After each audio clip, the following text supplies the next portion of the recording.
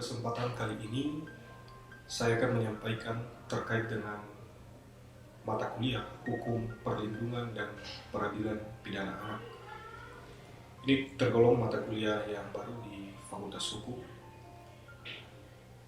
Hukum Perlindungan dan Peradilan Pidana Anak ada 4 hal penting kalau kita membahas tentang hukum perlindungan dan peradilan pidana anak. Yang pertama, terkait dengan definisi hukum perlindungan dan peradilan pidana anak. Yang kedua, perihal landasan filosofis, landasan sosiologis, dan landasan yuridis. Ketiga, terkait dengan ruang lingkup dari hukum perlindungan dan peradilan pidana anak. Serta yang keempat adalah isu-isu penting terkait dengan hukum perlindungan dan peradilan pidana anak. Kita langsung ke hal yang pertama. Definisi dari hukum perlindungan dan peradilan pidana anak ini yaitu hukum yang memberikan perlindungan terhadap anak dari kekerasan dan diskriminasi, serta hukum yang memberikan perlindungan terhadap anak yang berada di dalam proses atau di dalam peradilan pidana anak itu sendiri. Nah, yang kedua terkait dengan hukum perlindungan dan peradilan pidana anak yaitu landasan filosofis, sosiologis, dan yuridis. Landasan filosofis ini terkait dengan pandangan hidup bangsa, yaitu kalau bangsa Indonesia kita mengenal Pancasila. Yang kedua, landasan sosiologis, bahwa di dalam masyarakat Indonesia banyak faktor yang menyebabkan hak-hak anak dilanggar. Dari landasan sosiologis yaitu faktor ekonomi dan sosial, maka seharusnya hak-hak anak itu dipertahankan atau dilindungi. Yang ketiga yaitu landasan yuridis, bahwa kita sudah tahu sendiri ada konvensi atau Convention on the Right of the Child, konvensi hak anak yang sudah dirumuskan pada tahun 1989, dan ini kemudian sudah ditetapkan melalui Kepres nomor 36 tahun 1990, atau intinya meratifikasi dari konvensi hak-hak anak, sehingga konvensi hak anak ini berlaku di Indonesia. Selanjutnya, secara yuridis ada undang-undang yang terkait dengan anak yang paling pokok. Ada 2 aturan perundang-undangan, yaitu Undang-Undang nomor 35 tahun 2014 tentang perubahan atas Undang-Undang nomor 23 tahun 2002 tentang perlindungan anak, dan Undang-Undang nomor 11 tahun 2012 tentang sistem peradilan pidana. Hal yang ketiga terkait dengan ruang lingkup dari hukum perlindungan dan peradilan pidana anak ini. Ruang lingkupnya terbagi dari 2, bahwa yang pertama hukum perlindungan anak yang lebih menitik beratkan pada anak sebagai korban.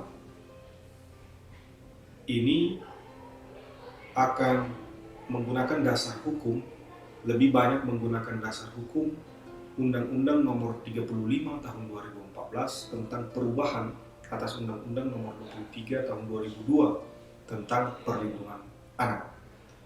Sedangkan ruang lingkup yang kedua yaitu hukum peradilan pidana anak, ini lebih menitik beratkan kepada anak sebagai pelaku, lebih banyak menggunakan aturan perundang-undangan Undang-Undang nomor 11 tahun 2012 tentang sistem peradilan pidana anak.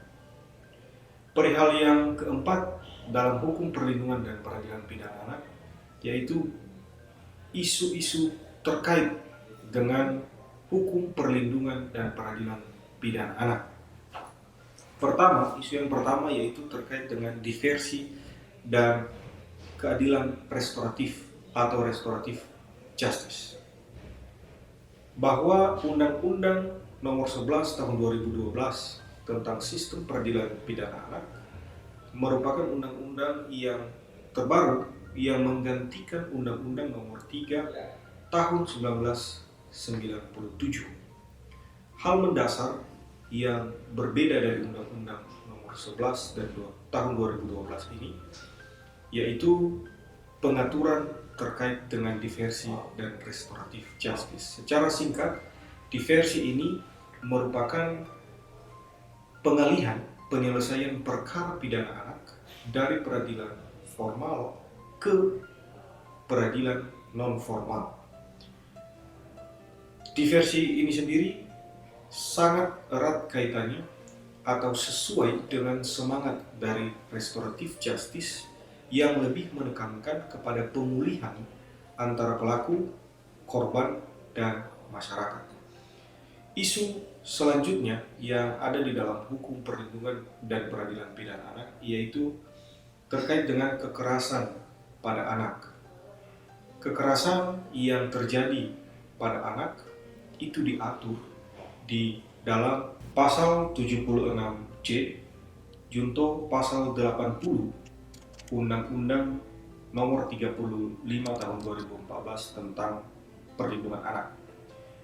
Isu selanjutnya adalah isu tentang trafficking atau perdagangan anak sebagaimana diatur di dalam pasal 76F junto pasal 83 Undang-Undang Nomor 35 Tahun 2014. Isu berikutnya terkait dengan hukum perlindungan dan peradilan pidana anak yaitu anak penyalahguna narkotika sebagaimana diatur di pasal 76J Undang-Undang Nomor 35 Tahun 2014. Dan isu-isu lainnya terkait dengan anak, misalnya terkait pekerja anak, anak korban pornografi, dan yang terakhir, anak yang dilibatkan dalam aksi terorisme. Ini juga sebagaimana diatur di dalam Undang-Undang Nomor 35 Tahun 2014.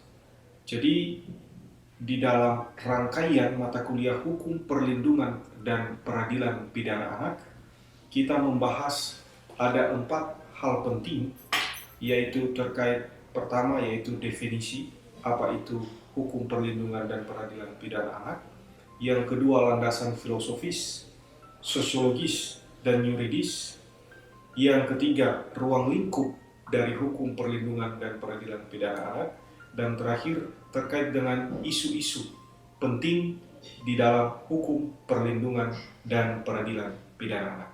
Demikian.